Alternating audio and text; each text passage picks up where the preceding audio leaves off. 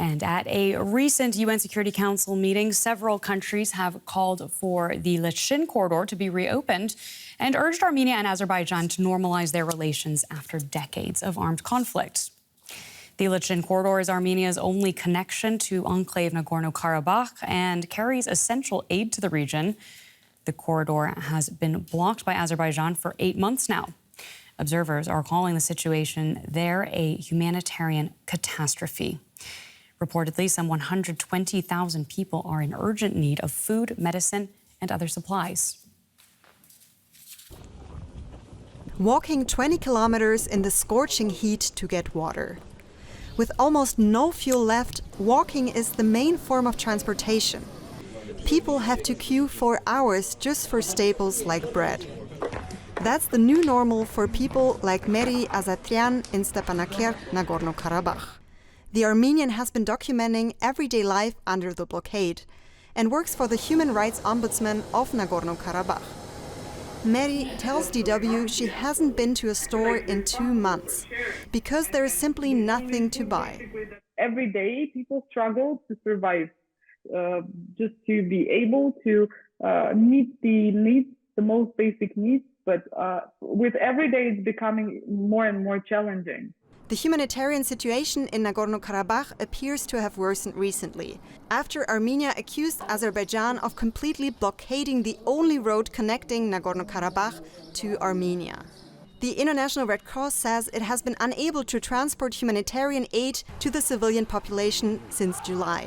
Independent verification has been impossible because the blockade prevents international journalists from reaching the region. But Meri's accounts correspond with what human rights organizations have been reporting.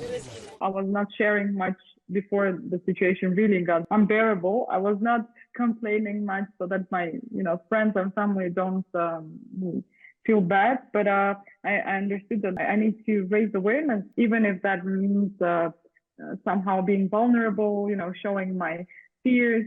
So far, international efforts to break the deadlock have had no success. Until they do, the people of Nagorno-Karabakh are facing difficult times ahead. Let's get more on this story from Marcel Rotig, the South Caucasus director at the Friedrich Ebert Foundation. Thank you very much for taking the time to speak with us on DW. Armenia has accused Azerbaijan of blocking the Lachin Corridor. Can you help us understand why this is happening? Well, we have to see all of that as part of the aftermath of the 2020 war. The negotiations since then are ongoing about the future peace scenario for the South Caucasus, but without yet any result. And it's basically a policy of creating maximum pressure on Armenians living in Nagorno-Karabakh with an open ending. Yes. You've mentioned that ceasefire that's been in place since 2020. Is this now creating fears that conflict will escalate again? Well, the danger is always there. And in Armenia, you clearly see that, for example, trenches are built along the border to Azerbaijan, which until this day has not been demarcated. And people fear, of course, that there could be another war because the geopolitical situation is as it is at the moment. And nobody is really able to provide any aid in practical terms to Armenia. At the same time, the Armenian armed forces are still weak after the loss of the previous war. And of course, that's a big fear that we may face another war in the South Caucasus. And we mentioned those calls from some countries at the United Nations. Do you think that those are going to be effective in any way? At the moment, I don't see that. Simply because the West, especially, but also Russia, cannot commit any boots on the ground, basically. So there's nothing that we can do to prevent anything worse at this very moment.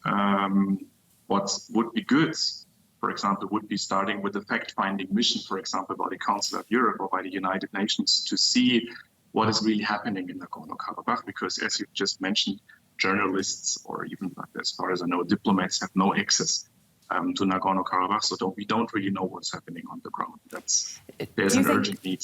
such a fact-finding mission would be possible, given, as you say, that it's so difficult for external observers to see what's going on? Well, both Armenia and Azerbaijan are members in the Council of Europe. They are both members in the United Nations, and I think the whole world has an interest that peace is finally coming to the region.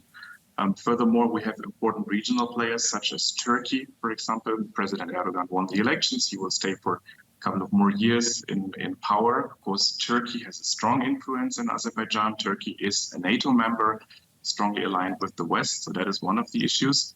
And also Russia cannot afford simply another war because Russia itself is weak. We see that in the Caucasus. However, Russia is the only player having boots on the ground as of now, but they cannot help their traditional ally Armenia because they simply cannot afford bringing ammunition or troops or anything else there. Well, thank you so much for taking the time to break that all down for us on DW. That is Marcel Rütting from the Friedrich Ebert Stiftung. Many thanks.